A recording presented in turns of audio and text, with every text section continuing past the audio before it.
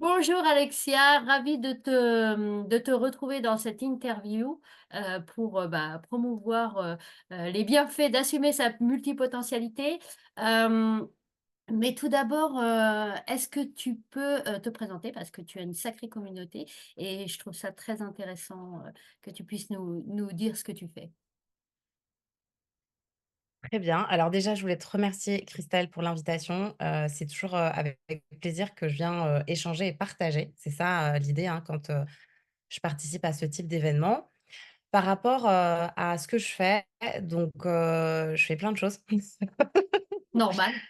Première, j'ai, monté il y a 5 ans une agence et un centre de formation certifié Qualiopi sur le thème du growth marketing durable.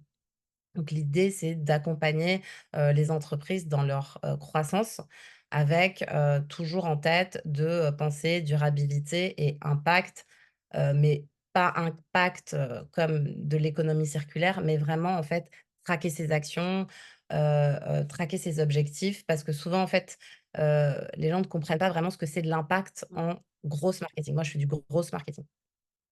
À côté de ça, je suis CMO d'une plateforme d'investissement participatif spécialisée dans la climate tech. L'idée, c'est d'investir dans des entreprises, de la green tech autour de 6 secteurs: Contech, éco-construction, fashion tech, hem, agritech, ocean tech, énergie renouvelable et mobilité durable. À côté de ça, moi donc je travaille la croissance, hein, une croissance durable. Je travaille pour des écoles, je suis vraiment dans la transmission et je suis responsable pédagogique, pour une école super, je le souligne parce qu'elle, recrute sur des critères de la personnalité, Mm. heu, pour un programme qui s'appelle le Bootcamp, numérique, qui est co-développé avec Google et je m'occupe aussi, du programme Business Developer et un programme Rebond qui me tient énormément à cœur.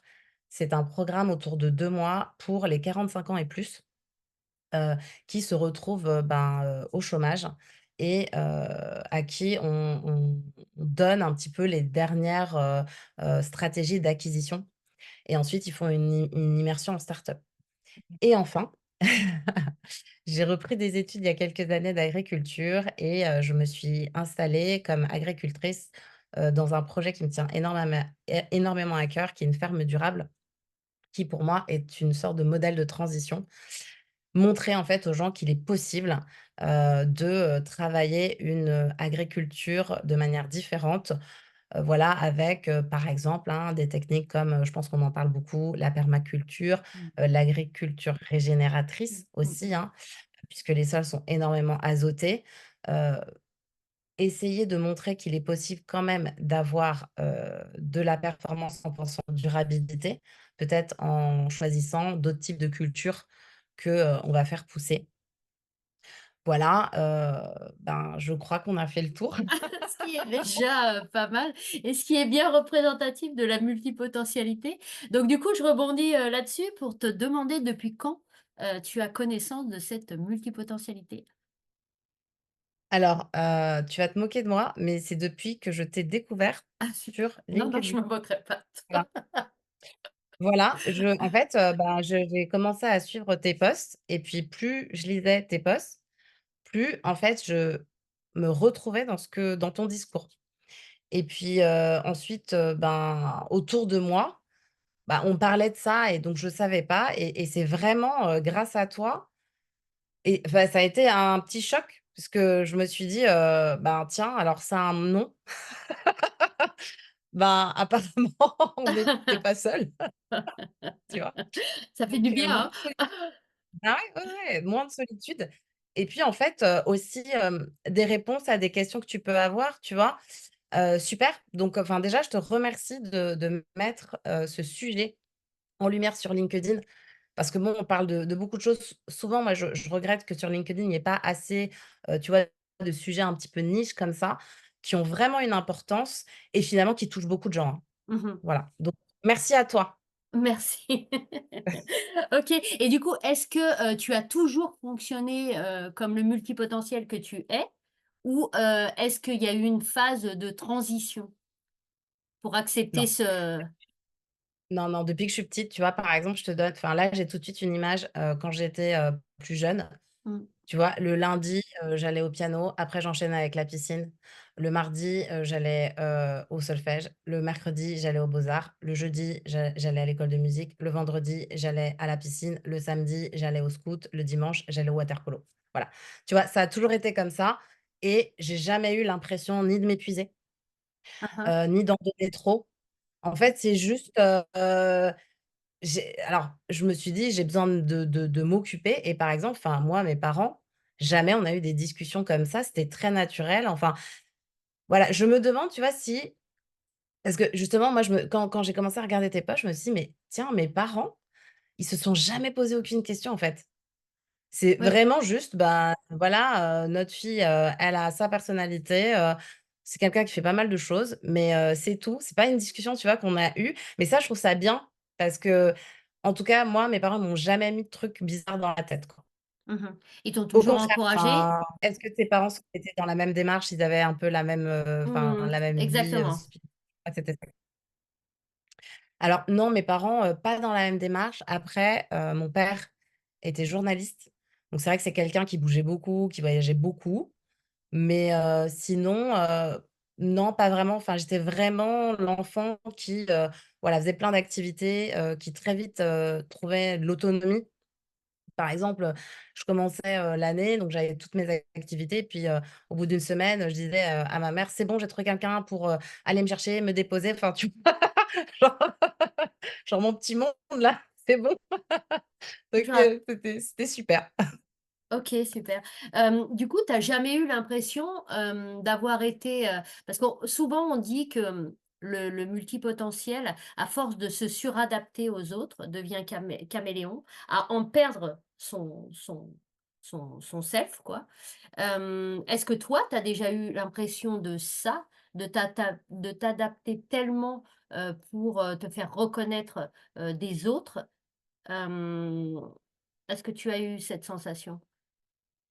Alors oui, j'ai eu cette sensation, et ça par contre, bah, ça fait pas longtemps que je travaille dessus OK. et ça, je pense que c'est plus ça qui m'a épuisée au bout d'un moment, que juste vivre, cette multipotentialité et Mmh mh. d'ailleurs, je suis un parcours aujourd'hui qui s'appelle Parcours Rise Mmh mh. et c'est j'ai témoigné sur le fait que justement cette notion de suradaptation, bah, c'est un truc que je veux plus ça dans ma vie. Donc ça vraiment, c'est quelque chose que maintenant j'élimine, parce que, en fait, ça m'a pris trop d'énergie, quoi. Mmh mh. Pensant que en fait, je devais le faire, alors que pas du tout. Mmh mh. Mmh. Et c'est ce qu'on ressent souvent au début, parce qu'on sent qu'on est différent, donc on se suradapte aux autres et après, alors si on a la chance de faire cette prise de conscience, de dire: «Bah non, en fait, on n'a pas à se suradapter, mais on a à vivre». Donc là, on développe le côté pieuvre. Plus le côté caméléon, mais le côté pieuvre, de dire: «Bah, voilà, je développe tous les intérêts que j'ai et toutes les envies que j'ai parce que j'en ai la capacité de par mon énergie et de par l'envie et de par, voilà, tout ce que j'ai construit, mon environnement». Est-ce que tu ressens aussi est-ce que tu as ce sentiment? Oui, complètement et en fait, quand tu dis ce que tu viens de dire, il y a autre chose qui résonne en moi, c'est, cette sorte, tu vois, d'énergie. Mmh. En fait, je trouve que plus je commence d'abord par moi, à penser pour moi, à m'occuper de moi, plus en fait j'ai de l'énergie, je suis puissante et plus justement j'ai ce côté pieuvre. C'est super Ce important ce que tu que viens de dire. j'avais pas Mmh. ce que j'avais pas comme démarche avant où en fait c'était toujours d'abord, aller vers les autres et moi en fait, bah, déjà donc suradaptation et ensuite moi je m'oubliais complètement. Mmh mh. Après Mmh. j'arrivais quand même à avancer puisque moi je me nourris des autres, hein, je le dis tout le temps. Donc peut-être quelquefois un peu égoïstement, donc tu vois, je le fais vraiment avec, naturel puisqu'en fait je me nourris de ça aussi. Mais depuis que, j'ai opéré un mouvement vers moi, Mmh. alors là, je crois que j'ai jamais été aussi, puissante qu'avant, Mmh. tu Et vois? Pour moi, ça qu'est-ce décuple encore plus. Et qu'est-ce qui a été le déclic là, si tu peux le dire, du fait de se tourner vers toi-même? Alors, bah, je pense qu'il y a des moments dans la vie où, tu vois, tu fais des rencontres, tu t'engages sur un chemin. Je pense que le parcours que je fais m'aide aussi beaucoup, hein. Mmh mh. Heu, mais c'est pas que ça. Je pense qu'il y a un moment où je me suis dit, tu sais, la notion de succès, bah, c'est Mmh. toi qui moi, j'estime que c'est à toi de mesurer ton succès. Mesurer, en fait, de dire: «Voilà, ça y est, j'ai réussi». Alors attention, hein, moi, je suis tout sauf milliardaire. Par contre, je suis arrivée à un moment dans ma vie où je me suis dit: «C'est bon, tu as réussi, Alexia. Enfin, tu as fait ce que tu avais à faire, tu t'es prouvé ce que tu avais à te prouver» et encore une fois, ça c'est toi qui mets, la barre là où il faut, quoi. Mmh. Parce il y a plein de gens qui pourraient se dire: «Non mais attends, tu pas réussi, ta vie elle est nulle». Bah non, moi je trouve que j'ai réussi et moi maintenant en fait le reste c'est que du bonus et à partir du moment où je suis arrivée, bah, à cette conclusion dans ma vie, bah, c'est là que j'ai pu prendre du temps pour moi, tu vois? Jusque-là en fait tout s'était accéléré, ça ne s'arrêtait jamais, et en fait, ça m'a permis de prendre le recul. Voilà. OK, c'est super important là, cette notion de vitesse. C'est vrai aussi que au début, on court après quelque chose et à un moment donné, quand on s'arrête et qu'on réalise que on est la clé de la solution en Exactement. fait, ben, on ralentit et on commence à enfin, tout commence à s'éclaircir. OK, du coup, on peut dire, que tu es une slasheuse puisque tu as vraiment beaucoup de d'activités, en même temps. Bah, complètement, complètement, mais écoute, j'y arrive. Après, attention, j'ai aussi des équipes. Mmh mh. J'ai des équipes qui m'aident parce qu'il y a un moment, je pourrais pas faire tout ça si j'étais pas, soutenue. Donc ça me permet aussi, voilà, de multiplier les activités. Quand j'ai envie de lancer un projet, ce qui est bien, c'est que, maintenant je m'associe avec quelqu'un. Comme ça peut aller aussi plus vite et puis je trouve que c'est toujours intéressant, de construire à plusieurs, quoi. Donc mais bon, Mmh. là, quand je parle de projet, là, on se calme sur les projets. Là, pour l'instant, je suis focus déjà sur ce que je fais actuellement et c'est très bien et puis ça me passionne donc j'ai pas enfin voilà, par exemple, aujourd'hui, j'ai pas besoin de plus, quoi. Mmh. C'est déjà pas mal. Que et justement, comment tu as fait pour trouver, ta voie? Parce que j'imagine que ça a pas été tout de suite, le cas, tu as erré peut-être un peu. Est-ce que tu peux nous expliquer ça? Alors, trouver ma voie, en fait, encore une fois, c'était que des, rencontres. Par exemple, mon premier job, je l'ai eu parce que, j'étais partie en voyage en Égypte et j'avais rencontré une personne là-bas qui ensuite, quand on est retourné en France, elle m'a rappelé en me disant: «Tiens, on cherche quelqu'un» et cetera. Hem, ensuite, ouais, en fait, j'ai eu que des rencontres, c'était que des rencontres. Donc moi, je crois beaucoup à la force, bah, des rencontres. Je crois aussi au pouvoir de l'attraction. Moi, Mmh. depuis que je suis très, très jeune, je travaille sur moi. Le développement personnel, c'est quelque chose que je trouve essentiel. Donc, par exemple, moi, j'attends pas d'avoir une mauvaise nouvelle au niveau de ma santé pour me dire qu'il faut que je profite de la vie. Jamais, jamais et ça, c'est quelque chose que j'ai dans la tête depuis, que j'ai 20 ans, quoi. Donc, déjà, ça m'a permis de pas perdre de temps Mmh. dans des décisions que tu pourrais prendre en te disant: «Attends, je sais pas si je fais ça». Non, non, moi je me dis: «Attends, un jour on va te dire que tu es malade et tu vas dire: "Oh mon Dieu, j'aurais dû depuis 20 ans, 30 ans et nin C'est pareil, moi je me suis arrêtée de travailler, j'ai une petite fille, je me suis arrêtée de travailler pendant 2 ans. Tout le monde me dit: «Mais attends, tu es, une, workaholic, tu fais que ça et toi tu t'es arrêtée de bosser?» Bah ouais, parce qu'en fait, pour moi le plus important c'était pas travailler, c'était éveiller mon enfant, en profiter. Tu vois, je voyais toutes, mes copines qui avaient, bon, des jobs, bien placés dans des bonnes boîtes et tout, qui retournaient au bout de 3 mois, mais en pleurs toutes les semaines et je me disais: Mmh. «Mais en fait, quand on fera le bilan, dans longtemps là, on reparlera de ça. Je pense que tu vas me dire: "Oh, qu'est-ce que je regrette, pourquoi j'ai pris cette décision?» et ça, j'en étais convaincue, tu vois? Le chemin, en fait, il s'est fait tout seul. voilà, par des rencontres, par des envies. Par exemple, très longtemps, moi, j'ai travaillé dans le secteur du luxe, dans la haute joaillerie.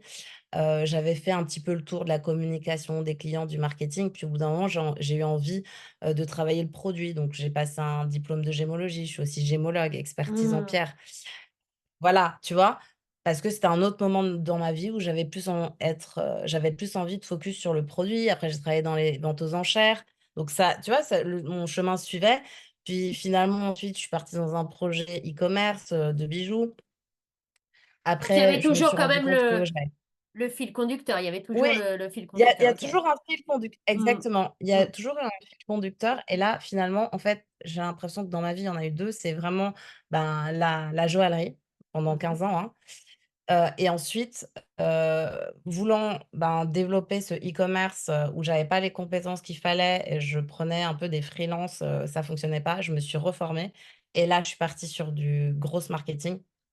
Toujours avec, l'idée de travailler la durabilité parce qu'en fait, quand tu travailles dans le luxe depuis toujours, ce sujet de sustainability ou quand tu travailles dans les pierres, il est hyper présent. Parce qu'en fait, par exemple, tu peux pas aller dans faire un truc, minier et détruire tout ça. En fait, non, tu es obligé de redonner, en fait, que ce soit au niveau justement économique, social, gouvernemental, monter des Mmh. écoles. Tu vas, dans un milieu rural où tu peux pas comme ça prendre alors, il y a très, très longtemps, ça s'est fait, mais c'est terminé.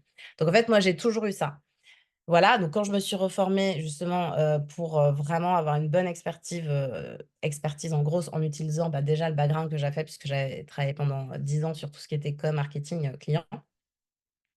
Ensuite, ben, tous les projets, c'était les faire grandir.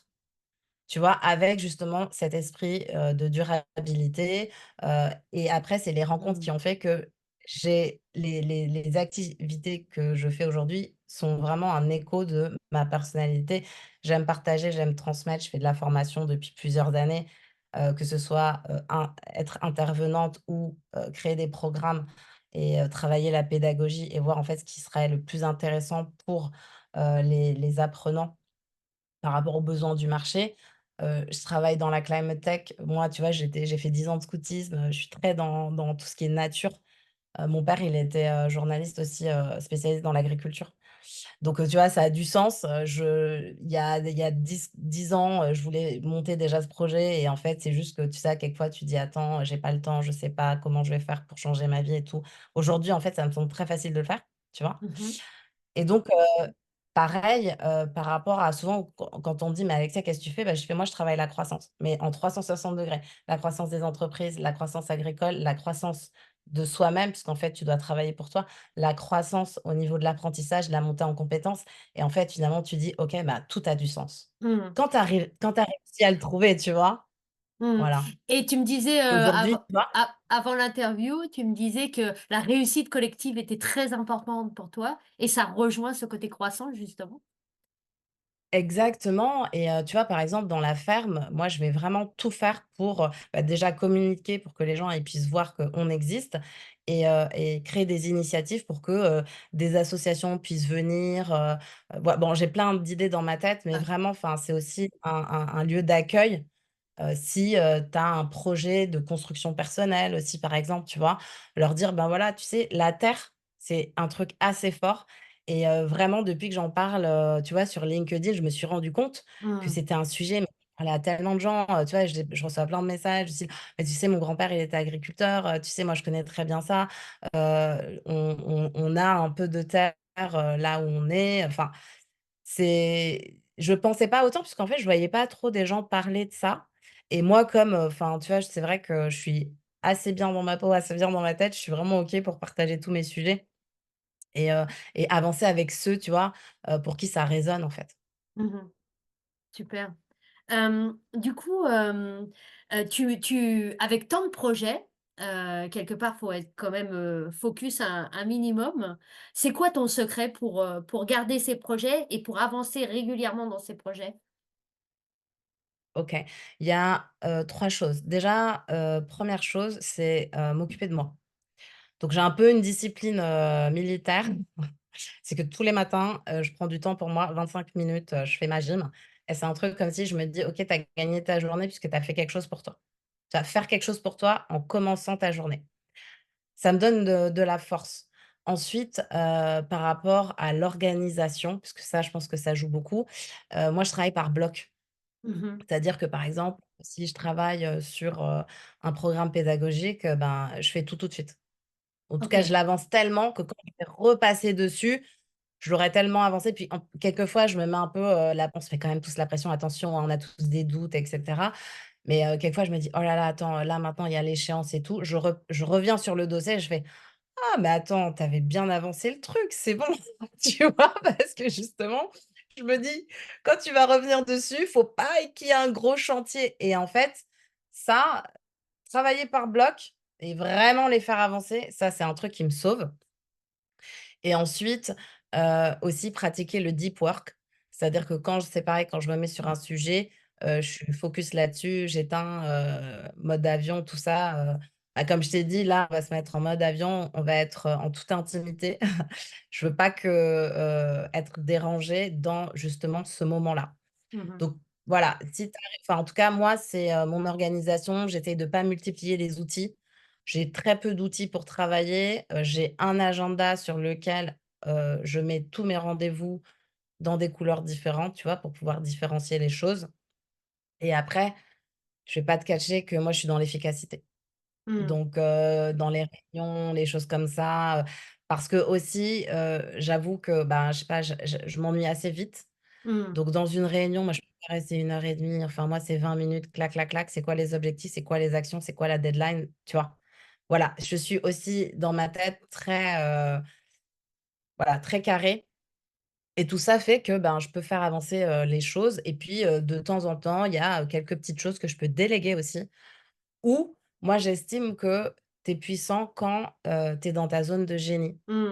Heu Et d'ailleurs, ça, c'est un truc qui m'a été, cette notion de zone de génie qui m'a été soufflée par Perline Grandmange, qui est la coach, sur le parcours Rise. Voilà, moi, je reste dans ma zone de génie, quoi. Là où j'ai pas de valeur ajoutée, où je suis sûre qu'il y a une autre Mmh. personne qui aura de la valeur ajoutée, je laisse, Mmh. tu vois? OK, et par rapport à ces blocs-temps justement, est-ce que tu, priorises? Ou est-ce que c'est, au tout venant? Ah oui. Ah Ouais. non, non, non, non, non, non, je priorise. Moi, j'ai une liste. En fait, j'ai que 2 listes. J'ai la liste alors c'est drôle parce que j'ai une liste qui s'appelle, priorité et j'ai une liste qui s'appelle urgent. Mmh. Là parce qu'en fait, pour moi, tout quand même, je dois tout faire avancer. Mmh. Priorité, c'est vraiment la première liste que je vais regarder et urgent, c'est que quand même, il faut le faire. Alors c'est bizarre, hein, parce que j'aurais pu l'inverser, mais pour moi, priorité, c'est priorité absolue. Urgence, c'est il faut faire ça vite, vite, vite, Alexia. Voilà. Mais j'ai pas d'autres listes.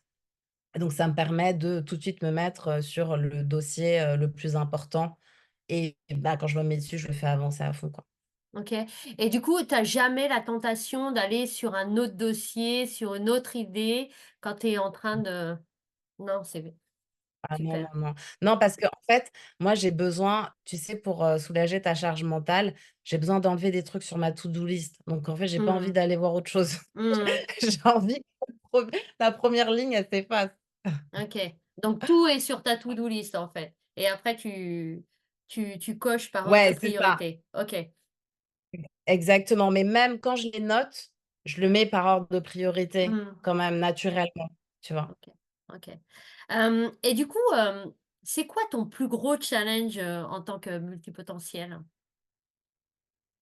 Par rapport à ton mode de fonctionnement?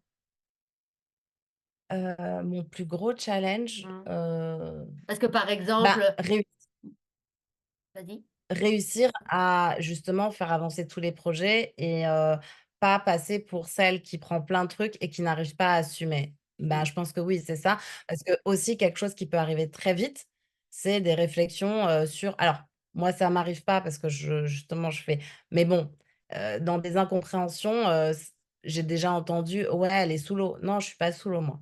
Enfin, ce que je prends, c'est que ce que je peux gérer, tu vois? Mmh Je mh. suis pas plus sous l'eau que toi. Tu vois? Donc voilà, c'est juste en tout cas m'assurer que parce qu'on peut très vite tomber là-dedans, que j'ai pas à entendre des trucs comme ça. Mmh. Et moi, je suis pas dépassée, moi je suis contre subir, moi je suis contre prendre trop de choses. De toute façon, je sais que si je prends quelque chose, je vais aller au bout. Ça ne m'est jamais arrivé de prendre un projet et de pas aller au bout, en fait. Mmh. C'est comme si, c'est un cycle, il faut qu'on le termine, tu vois? Même si c'est tu sais, quelquefois tu à la fin, tu y vas un petit peu en tirant la langue, mais non, non, c'est toujours important, d'aller au bout parce que, c'est aussi, bah, ma personnalité que de pas lâcher, quoi, tu Mmh. vois? Super.